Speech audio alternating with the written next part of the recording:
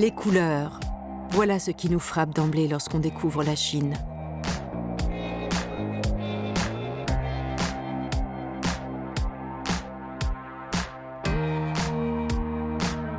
Notre œil est d'abord attiré par les teintes vives, ou plus subtiles. La couleur d'un fleuve, l'éclat d'une fleur, d'une sculpture, d'un monument, d'un costume traditionnel ou d'un objet précieux. Alors, pourquoi ne pas explorer la Chine à travers le filtre d'une couleur?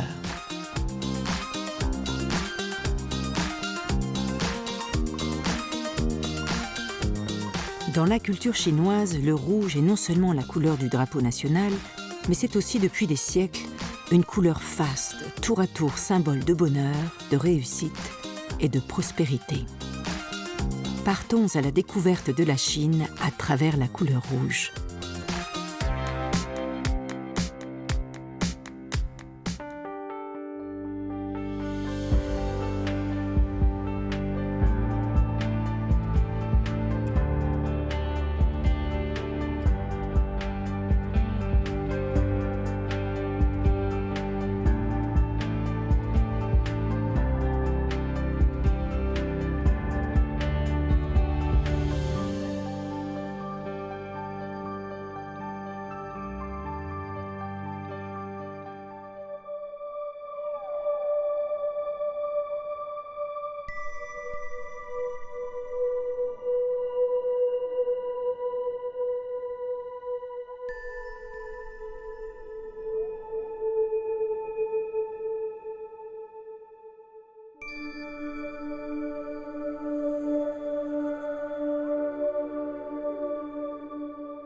La charge symbolique de la couleur rouge a naturellement poussé les Chinois à admirer particulièrement les paysages où le rouge domine.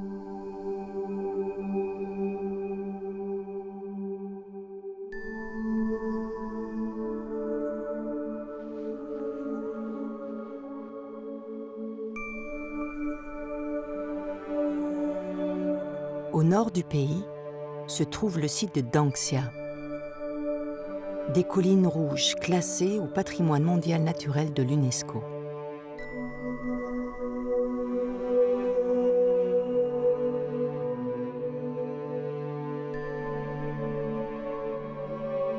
Xin Guilei a 54 ans. Il est né dans ces collines. Il est à l'origine de la découverte de ce site. Dans les années 2000, je faisais souvent pâturer mes moutons au pied de ces montagnes. Je me souviens, un matin, ça devait être au printemps, une voiture s'est arrêtée près de chez moi et le conducteur m'a demandé s'il pouvait photographier mes moutons. Il voulait même me payer pour ça. Mais franchement, je ne voulais pas de son argent.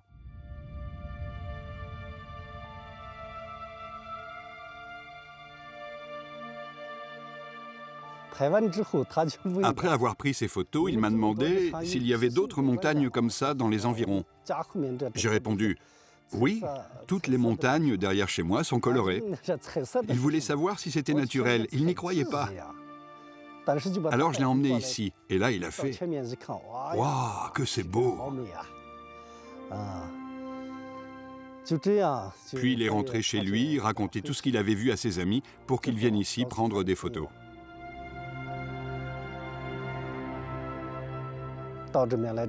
Avant de partir, il m'a dit « Ici, vous avez de l'or entre les mains. Vous devriez en faire un site touristique. » Et moi, je lui ai répondu « Quoi, de l'or entre les mains? Mais il n'y a rien qui pousse ici. » Il m'a dit « Jeune homme, croyez-moi, il faut vraiment révéler ce site au monde entier. »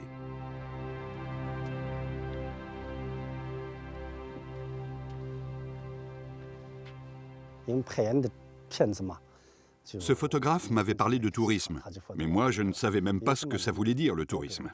Personne ici n'avait la moindre idée de ce que ça voulait dire. Parce que la vie n'a jamais changé dans ce village. Personne n'a jamais voyagé. D'ailleurs, moi, comme tous mes voisins, je pensais que toutes les collines de Chine étaient comme celle-là.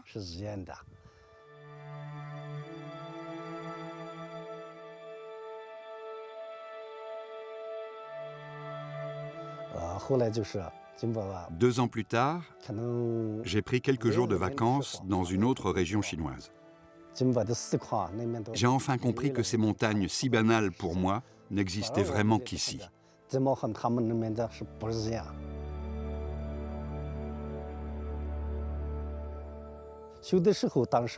Alors, en rentrant, j'en ai parlé à tout le monde dans mon village. Je leur ai proposé à tous d'investir avec moi.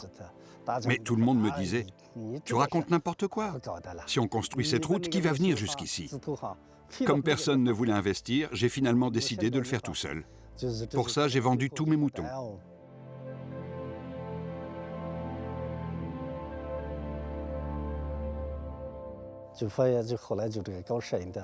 J'ai dépensé tout mon argent pour construire la première route.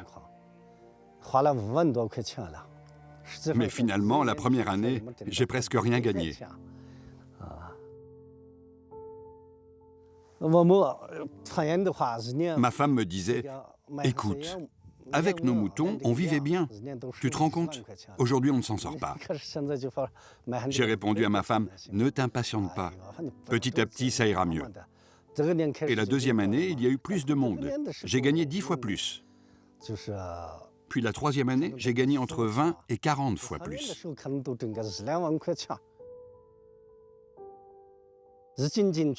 Au début, il y avait très peu de visiteurs.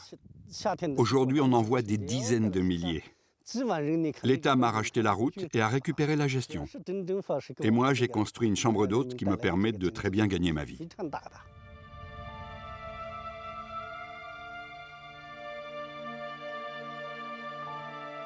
Ces formations rocheuses colorées sont le résultat d'un phénomène géologique provoqué par le dépôt de couches de sédiments de couleurs différentes depuis plus de 24 millions d'années. Le site est le résultat de la collision entre les plaques tectoniques de l'Inde et de l'Asie, qui formèrent l'Himalaya. L'érosion progressive a fait ressortir les différentes couleurs. Ces collines sont un don du ciel pour les habitants de notre région. Leur découverte a changé notre vie.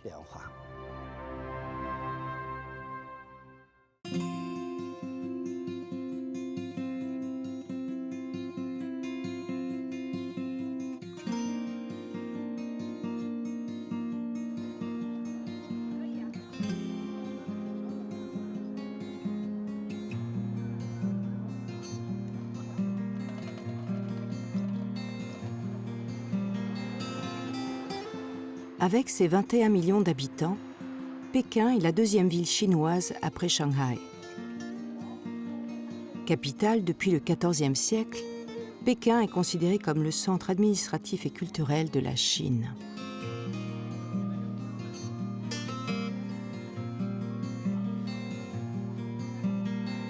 Au centre de Pékin, à 2 pas de la cité interdite, dans un des plus vieux quartiers de la ville, dans le quartier des Hutong, on trouve la tour du tambour, construite au XVe siècle.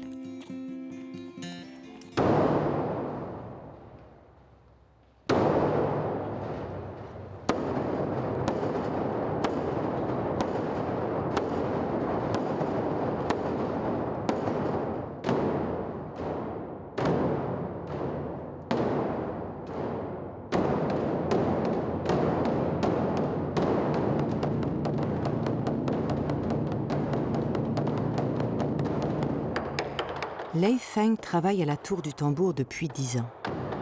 Ce matin, il a revêtu son costume de premier tambour pour faire revivre une tradition ancienne, l'époque où les tambours donnaient l'heure aux habitants de Pékin. La tour du tambour de Pékin a été construite au XVe siècle sous la dynastie Yuan. Elle a été utilisée pour donner l'heure jusqu'au début du XXe siècle. À l'époque, les roulements des tambours étaient entendus et attendus par tous les habitants de Pékin. Et en même temps, cette tour servait de poste d'observation pour l'armée. La tour fut construite dans l'axe central de la capitale. Au XVe siècle, L'heure nationale officielle était annoncée toutes les 15 minutes par le son des tambours. Il est dit que cet axe menait directement au trône de l'empereur, au sein même de la cité interdite.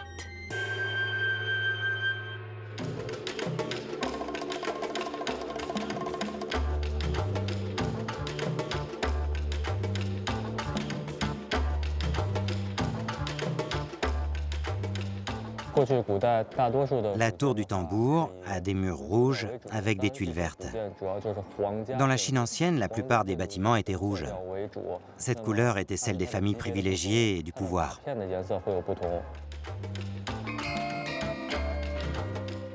Les constructions de l'empereur et celles du pouvoir étaient rouges. Selon leur rang, la couleur des tuiles pouvait varier. Ici, au sein de la tour, l'organisation était elle aussi très hiérarchisée.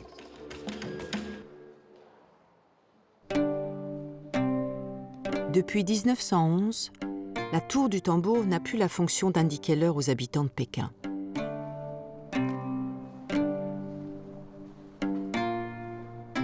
Les tambours ne résonnent aujourd'hui qu'à l'occasion de certaines dates importantes pour les Chinois ou pendant les vacances pour les touristes.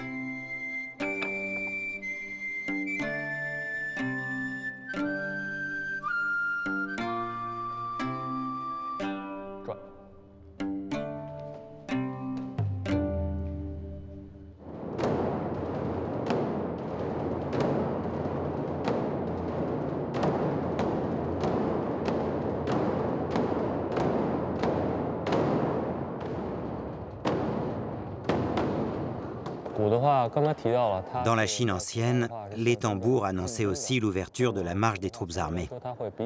Le tambour est un instrument qui évoque l'optimisme, l'envie d'aller de l'avant et de se dépasser.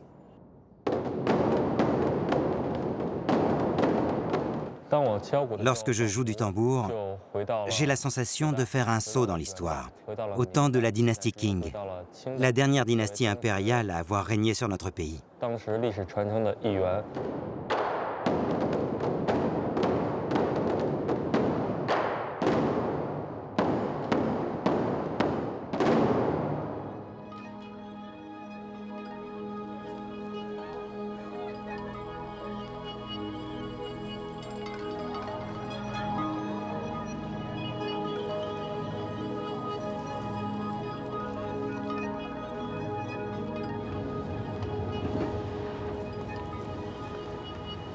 Avec son passé multimillénaire, Pékin a une culture extrêmement riche.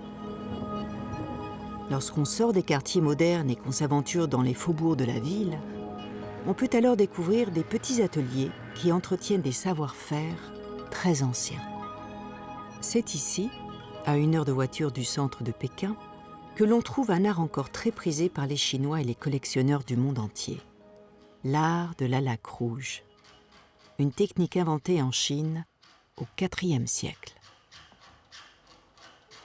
Xi Xingyang fait partie des quelques rares artisans qui maîtrisent cette technique ancestrale.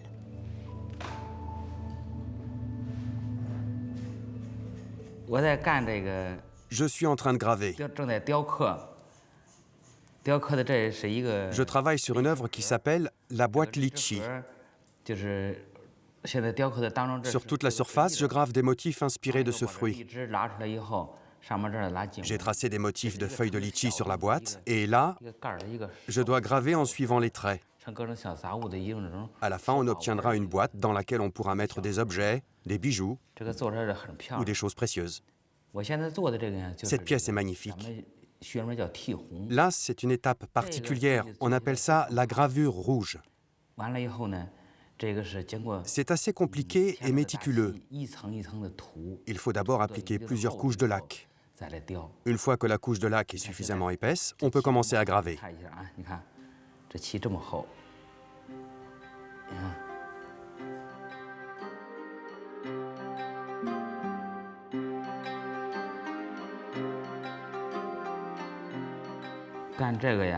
Quand on réalise une œuvre, il faut faire ça calmement.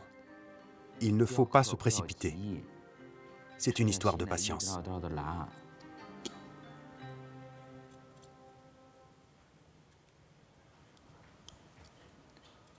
Voilà, c'est presque fini. C'est toute la beauté de la gravure. C'est un travail vraiment méticuleux.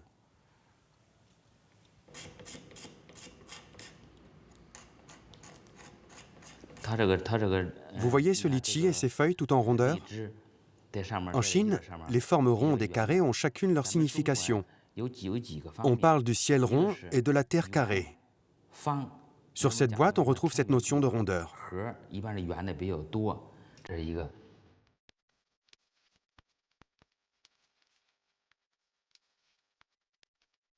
Je puise mon inspiration de la civilisation chinoise.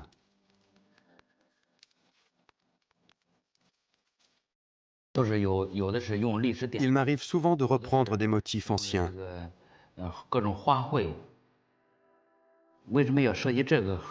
Entre le 5e et le 8e siècle, la Chine était très prospère, très riche. D'ailleurs, les gens avec un fort embonpoint correspondaient aux standards de beauté. Cette œuvre est une sorte de clin d'œil à cette période.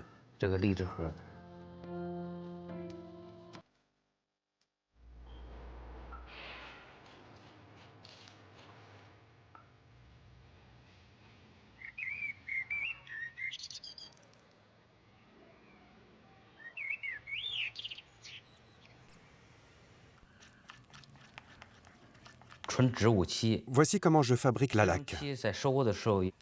À la base, c'est de la résine récoltée sur un arbre à laque. Une résine assez rare. Un arbre à laque ne peut en produire que 25 à 28 kilos par an. Pour transformer cette résine en laque rouge, je dois ajouter du cinabre. C'est un minerai. Là, je mélange le cinabre avec la résine jusqu'à obtenir une laque rouge parfaite.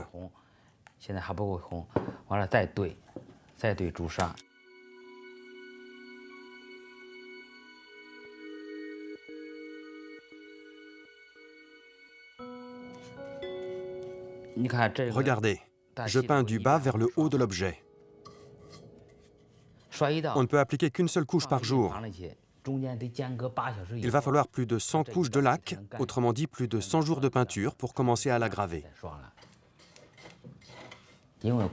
Rien que pour le laquage, il faut entre 8 et 9 mois.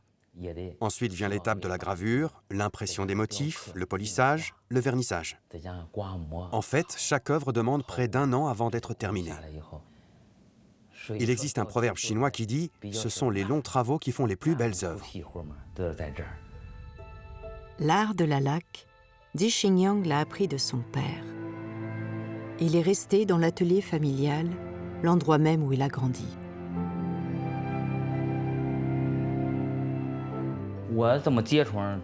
J'ai commencé à faire ce métier parce que mes parents me l'ont appris. Quand j'étais enfant, j'étais fasciné par le travail des gens qui m'entouraient. J'ai beaucoup observé et c'est ainsi que j'ai développé cette passion. Je n'avais que 11 ans quand j'ai commencé la gravure sur laque. À l'époque, dans notre équipe de production, j'apprenais auprès des vieux artisans. Cet apprentissage a duré près de 30 ans. La laque est un matériau indissociable de la civilisation chinoise. On a retrouvé en Chine des traces d'objets entièrement laqués datant d'il y a plus de 3000 ans. L'art de la laque s'est ensuite répandu dans toute l'Asie du Sud-Est. Aujourd'hui, la technique de la laque rouge est entrée au patrimoine immatériel de la Chine. Je suis maintenant considéré à mon tour comme un maître qui peut transmettre ce savoir-faire.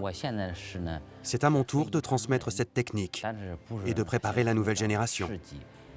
C'est le dernier objectif de ma vie.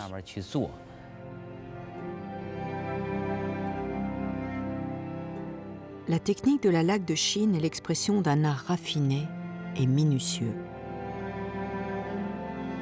À Paris, Londres et New York, le marché prospère et compte de grands collectionneurs qui recherchent les meubles anciens les plus rares.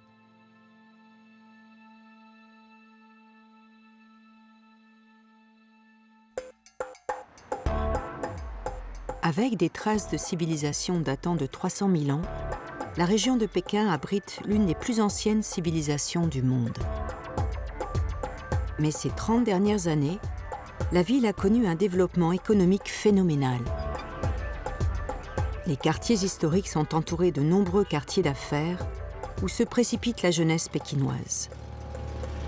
Les centres commerciaux de luxe fleurissent un peu partout et rivalisent de créativité pour attirer une clientèle au pouvoir d'achat toujours plus important.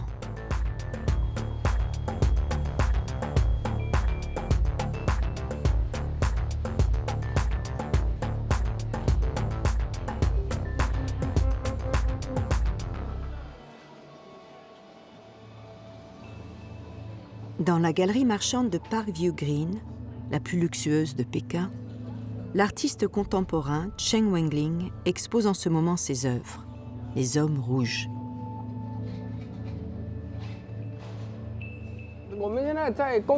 On pourrait creuser un trou dans cette bouche à l'atelier. Ça rendrait bien. Ok, on va voir ce qu'on peut faire. Ça renforcerait encore son regard ébahi.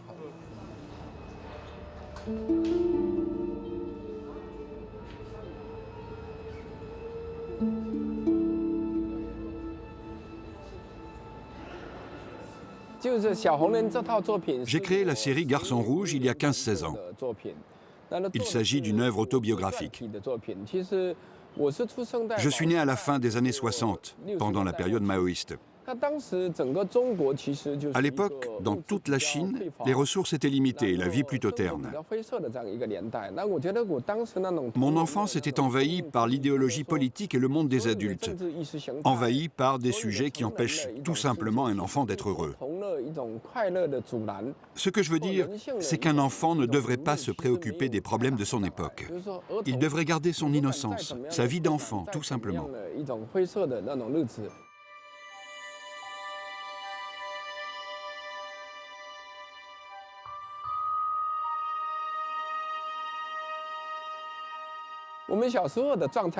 Regardez, quand j'étais petit, je ressemblais à ça.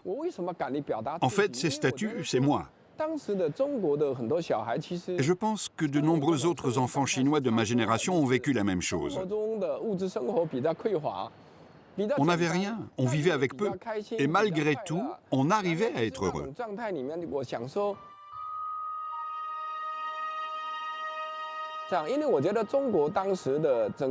Vous savez, pendant la révolution culturelle chinoise, la vie était particulièrement difficile. Mais selon moi, un artiste ne doit pas représenter la souffrance de manière directe. Moi, par exemple, j'ai pris le parti de représenter les enfants et la nature humaine en général sous un angle résolument positif. Et ce, malgré le quotidien morose qui a pu être le nôtre.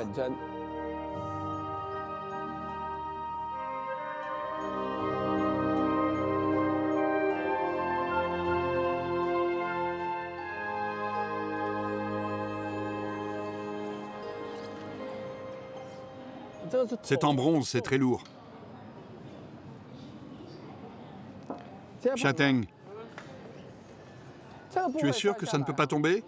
Non, non, aucun risque. Ok. La structure est bien fixée au niveau des fesses, tu es sûr? Si ce n'est pas le cas, elle risque de tomber et de blesser des gens, non? Vous inquiétez pas. Celle-là, il faudra la changer de position.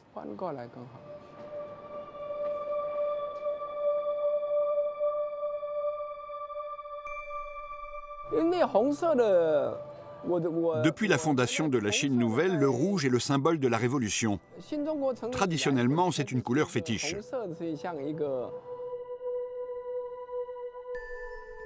Pour moi, ce n'est pas une couleur comme les autres. Elle est caractéristique de la Chine. Nous avons tous une relation différente au rouge.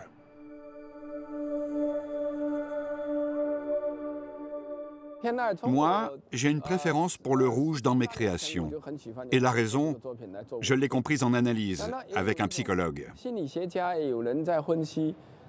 Il y a une vingtaine d'années, je me suis fait agresser. On m'a volé mes affaires et j'ai été poignardé de 10 coups de couteau. Cet événement traumatisant a probablement influencé mon travail d'une manière inconsciente. Tiens, elle n'est pas fixée celle-là. Ils n'ont pas peur qu'on la vole?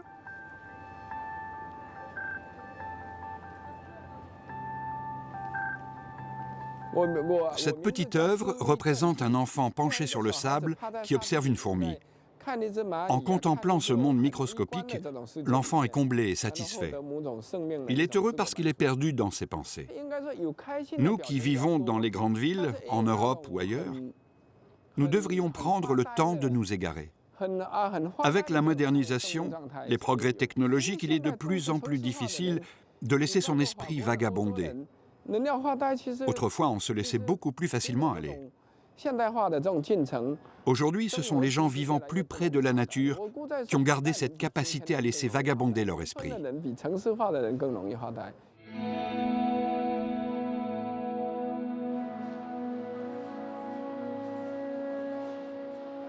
Aujourd'hui, les œuvres de Chen Wangling s'exportent dans le monde entier. En 1999, il a remporté le Lion d'or de la Biennale de Venise.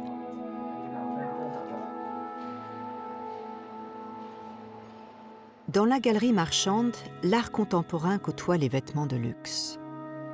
C'est ici que se situe l'atelier et la boutique du créateur Ney Tiger, la première marque chinoise à avoir réussi à se faire une place dans le monde très fermé et très occidental de la haute couture. Comme tous les créateurs chinois, Ney Tiger réserve dans ses collections une large place à la robe de mariée, qui en Chine n'est pas blanche, mais rouge.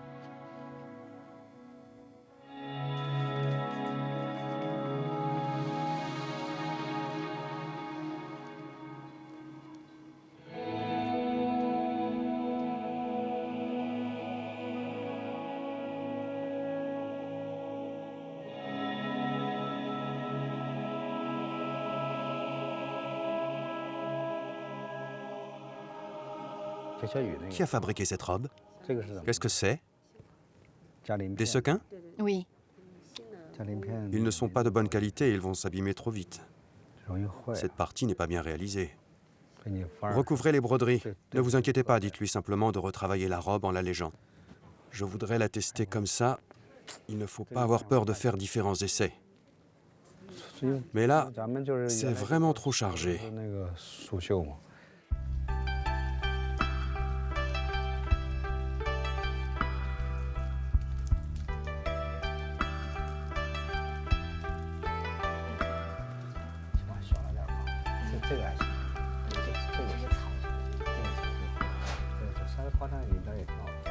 Les clients viennent nous consulter, nous discutons avec eux de leurs projets.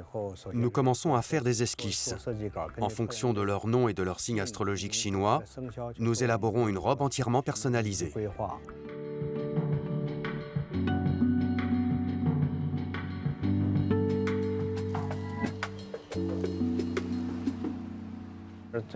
Ici, nous sommes dans l'atelier de couture. Une fois les patrons réalisés, on commence à confectionner le produit fini.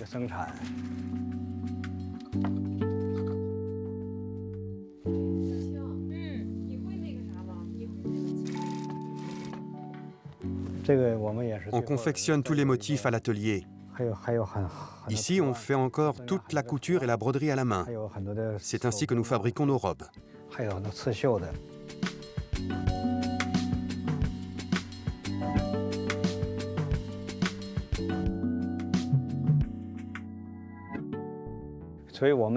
Les robes de mariage chinoises ont une très longue histoire. Elles existent depuis 3500 ans, alors que la robe de mariée occidentale existe seulement depuis à peine 200 ans. Nous avons davantage d'expérience dans ce domaine. Moi, j'adore créer des tenues de mariage inspirées de la tradition chinoise. Elles sont chargées d'histoire, de culture, d'éléments artistiques. Ça me permet d'y incorporer plusieurs techniques comme la tapisserie de soie, le brocart, la broderie ou encore des cristaux, des sequins.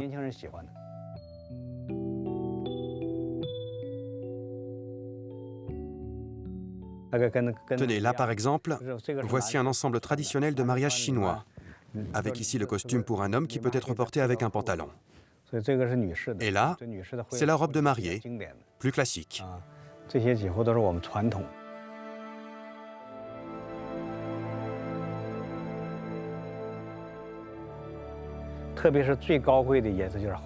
En général, lors d'un mariage ou lors du Nouvel An chinois, par exemple, tout le monde porte du rouge. Le rouge est toujours accompagné de broderies ou de décorations couleur or. C'est plus sophistiqué.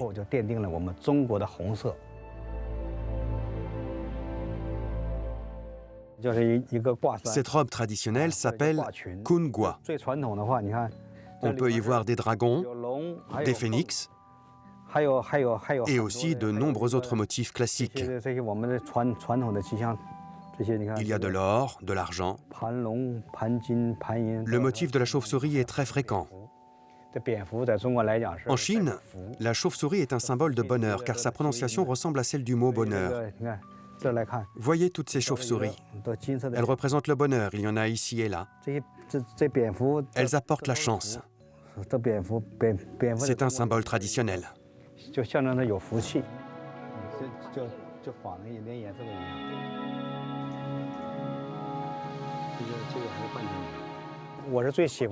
J'adore mon métier.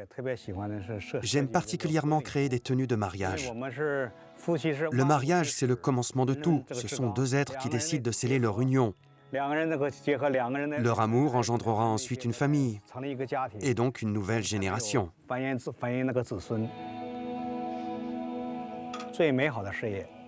C'est la raison pour laquelle j'estime que mon métier est le plus beau du monde. Je suis très heureux de pouvoir travailler dans ce domaine et d'y jouer un rôle.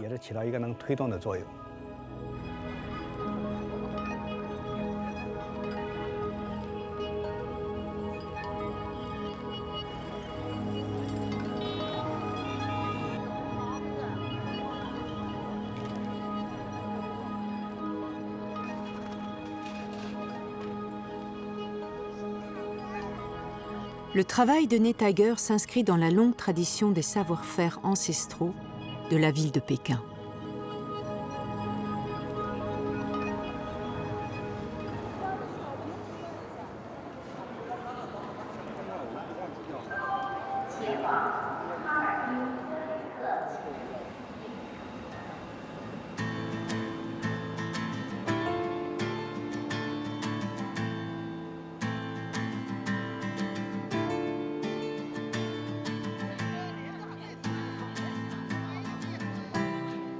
Si Pékin est la capitale culturelle et administrative, Shanghai est la capitale économique de la Chine.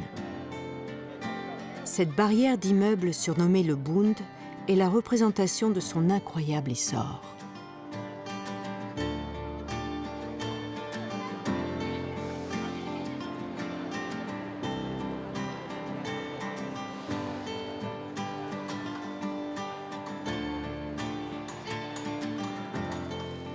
Derrière ces immeubles modernes se cache sans doute la ville la plus européenne de la Chine, avec ses quartiers à taille humaine où se mélangent toutes les couches de la population.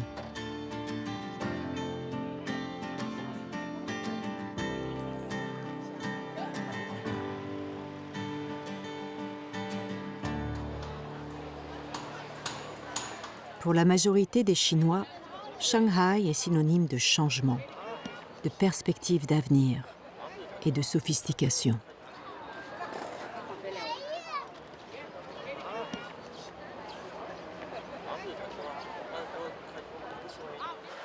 Assez naturellement, c'est à Shanghai que beaucoup de couples viennent se marier. Généralement, les mariages se déroulent dans des hôtels. Les familles achètent des cérémonies, clés en main, ou de la nourriture à la décoration, en passant par l'union des mariés. Tout est géré par une maîtresse de cérémonie. Yan Hu organise des mariages depuis 15 ans. Sa société s'appelle The Red, rouge en français.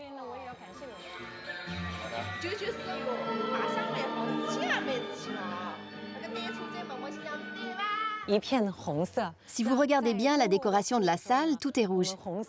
Dans les mariages traditionnels chinois, le rouge symbolise le bonheur, la chance et la prospérité. C'est pour ça que c'est la couleur dominante dans les mariages. Là, nous avons les objets qui vont servir à la cérémonie. Ça, c'est le ruban rouge que la mariée et le marié vont tenir, chacun à une extrémité, pour commencer la cérémonie. Et ça, c'est le foulard rouge qui va cacher le visage de la mariée quand je vais la présenter au marié. C'est un des objets les plus importants du mariage chinois.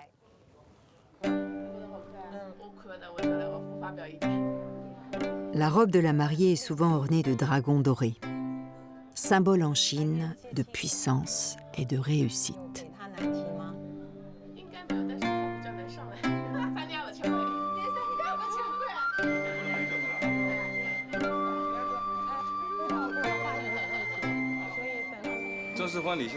Nous, on adore le rouge parce que c'est très festif.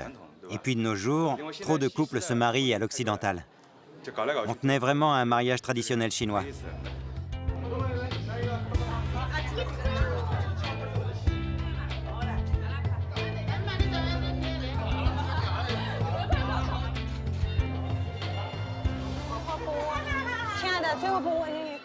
Une fois les photos terminées, la cérémonie peut commencer. La mariée arrive sur scène cachée dans un palanquin.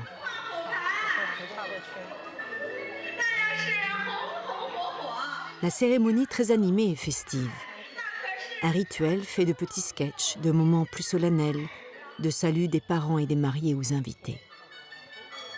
La cérémonie s'achève quand les mariés boivent ce qu'on appelle en Chine le vin heureux.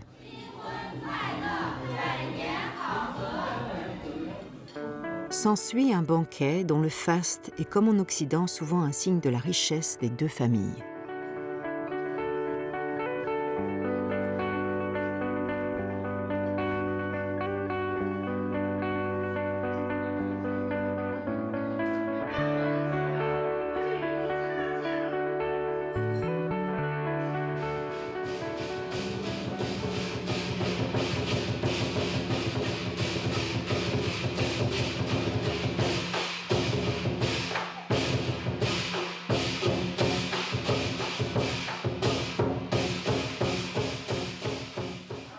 Voilà, ce mariage est célébré.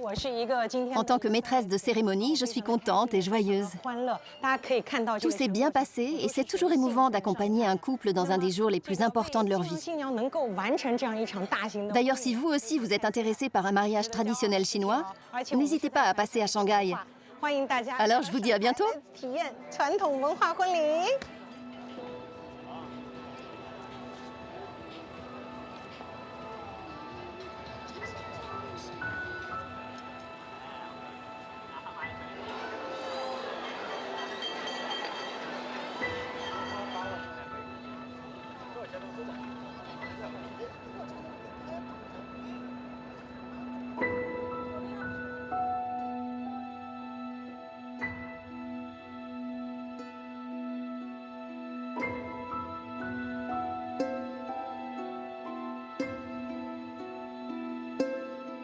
Hong Kong. Cette ancienne colonie britannique est depuis 1997 rattachée à la Chine. Malgré la rétrocession, Hong Kong continue de cultiver une identité particulière. Derrière ses airs de city londonienne ou de petit New York de l'Asie, c'est une ville chinoise où bat le cœur d'une population venue majoritairement de Canton et de Shanghai. C'est ici qu'on trouve dans certains quartiers la plus forte densité de population de la planète.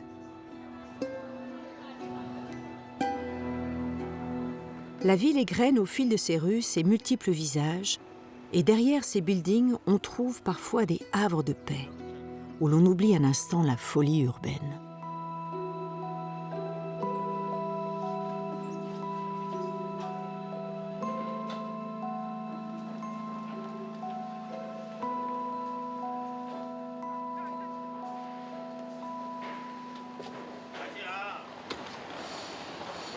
Dans un quartier calme et pittoresque du nord-est de l'île de Hong Kong, se trouve le temple Man Mo, construit en 1847. Le temple Man Mo est un hommage au dieu de la littérature, Man, et au dieu de la guerre, Mo.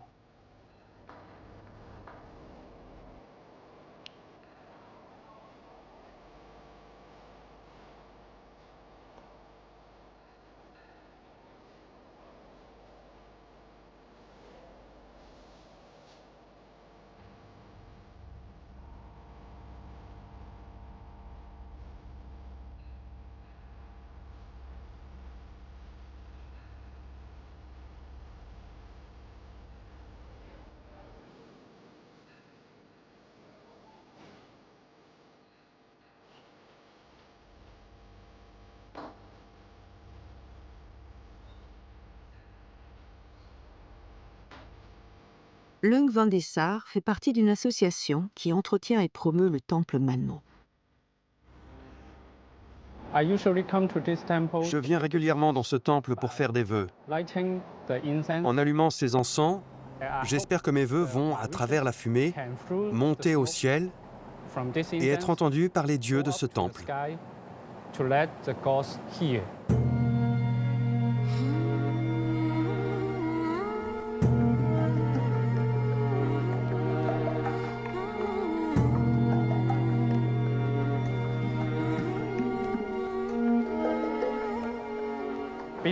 En plus d'allumer des encens, on peut faire des offrandes aux dieux.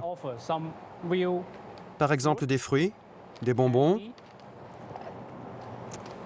ou des enveloppes rouges.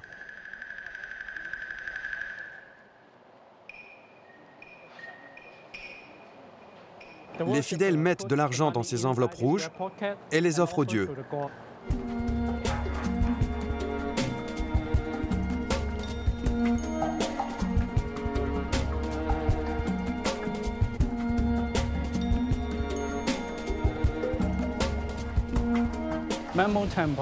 Le temple Manmo a été construit en 1847. C'est le plus vieux et le plus important temple Manmo de l'île de Hong Kong. Vous voyez, là, c'est écrit 1847.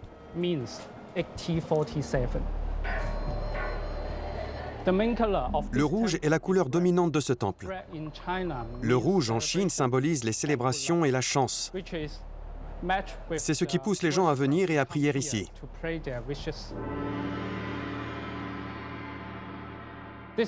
Dans ce temple, on célèbre deux divinités de notre civilisation, l'empereur Man et l'empereur Mo.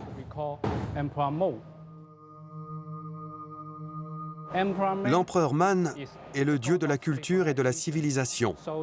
Donc les étudiants et les travailleurs viennent prier ici pour qu'il exauce leurs vœux. L'empereur Mo, Guan Yu, était un général très connu durant la dynastie Qing. Aujourd'hui, il est aussi le dieu de la prospérité. Il y a donc des hommes d'affaires qui viennent le prier.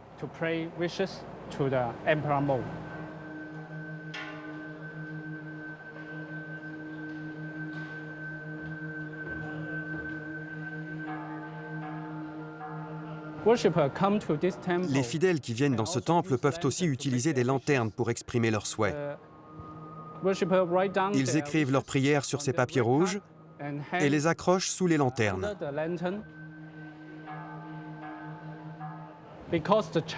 Ils espèrent que leurs souhaits seront exaucés par la sagesse des dieux.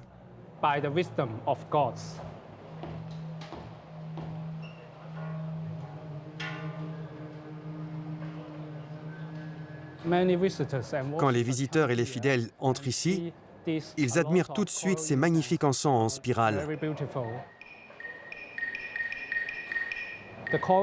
Ces encens sont comme des instruments de communication entre les fidèles et les dieux.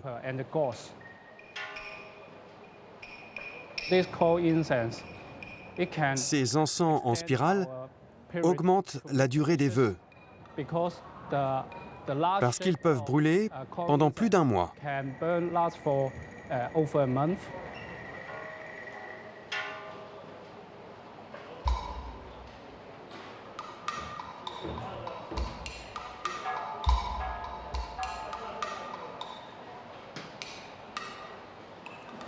Je te souhaite un voyage sans histoire dans ta découverte de la Chine.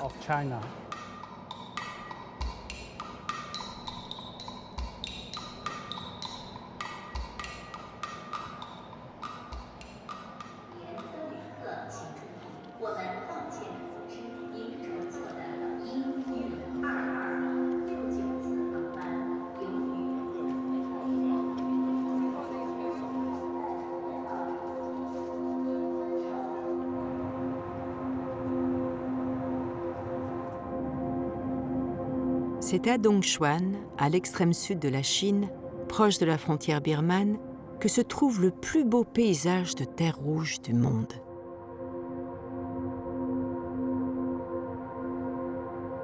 Qi Shengsong est photographe. Il connaît les meilleurs points de vue pour photographier ces terres rouges.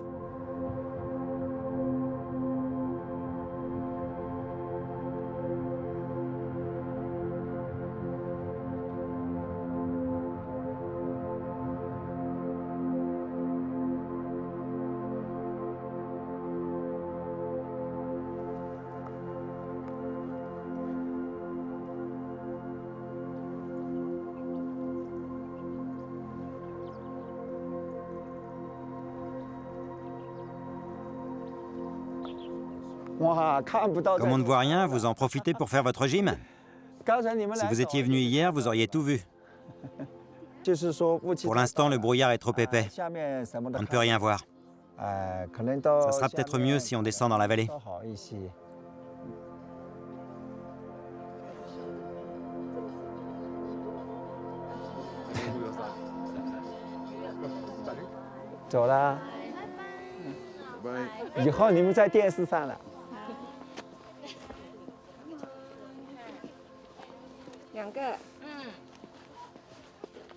On ne peut rien voir. Vous ne verrez pas le soleil aujourd'hui.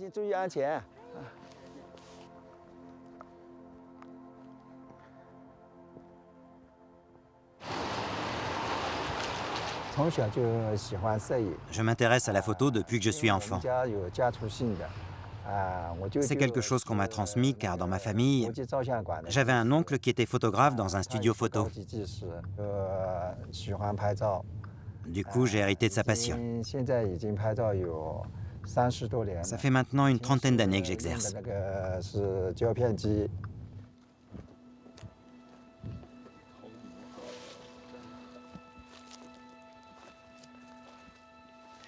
S'il te plaît, viens un peu par là, que je te prenne en photo. Quelques clichés, t'inquiète pas, ça va aller vite. Jusqu'ici? Oui, c'est ça ici. Voilà, rapproche-toi. Tourne-toi, doucement, descends encore un peu. Voilà, tourne-toi et descends. Voilà, c'est bien. Encore un petit peu à droite. Voilà, la lumière est très belle. Très jolie. Voilà, c'est très bien. Ah, celle-là est vraiment excellente. Montre-moi. Tiens, regarde, qu'est-ce que t'en penses? Je ressemble vraiment à ça? Oui, t'es très bien. Tous les paysans du coin me connaissent. Ça fait longtemps maintenant que je suis dans la région. Avant que ce coin soit connu par les touristes, je venais déjà prendre des photos. Avant que la région ne soit célèbre pour la beauté de ses terres rouges, la province de Dongchuan était essentiellement rurale et assez pauvre. Aujourd'hui, les habitants comptent sur les investissements de l'État en matière d'infrastructures touristiques pour enfin sortir d'une vie qui reste précaire. Ki Shen-song a bien compris les enjeux liés au tourisme. Avec sa femme, il a ouvert une chambre d'hôte où il accueille des visiteurs du monde entier.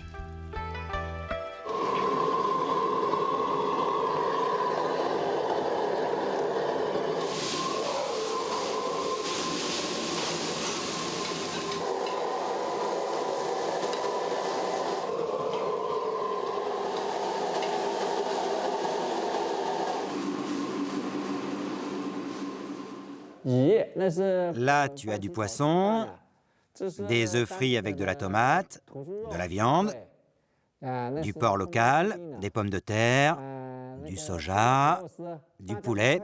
Bref, sers-toi, fais comme chez toi. Pour moi, la cuisine, c'est un peu comme la photo. Le monde entier aime ça, non? C'est quelque chose qu'on partage tous. Quand le brouillard se dissipe enfin, apparaissent les fameuses terres rouges.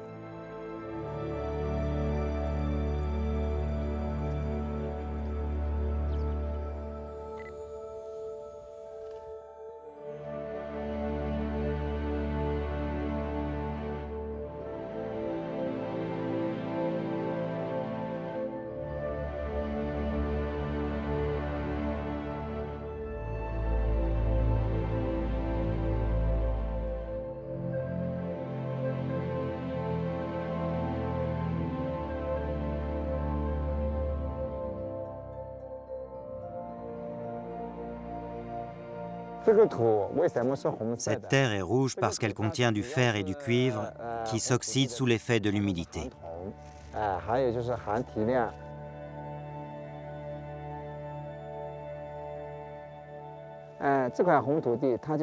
Grâce à cette terre si particulière, les paysages forment une palette colorée que Dieu a eu la grâce de nous accorder. Les photographes du monde entier aiment fixer ces paysages uniques.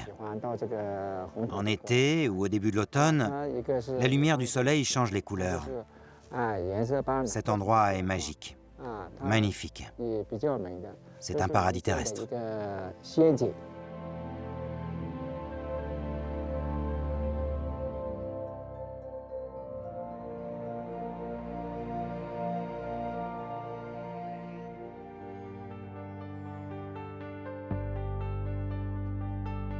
Rouge d'hier et d'aujourd'hui, paysage ou œuvre d'art, la couleur de la prospérité s'impose toujours.